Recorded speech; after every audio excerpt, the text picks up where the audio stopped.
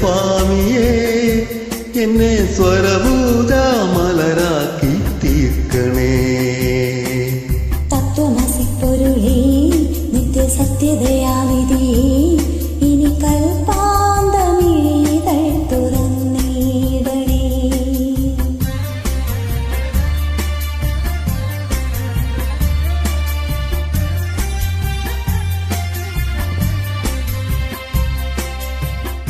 ഇരുമുടി നിറയുമീ ദുരിതം ഒഴിയണേ. ഇഹപരശാന്തി തൻ അമൃതം അരുളണേ. മനസാകും പുലിമേലെ വാഴണേ. ജന്മശനി നീക്കി ശരി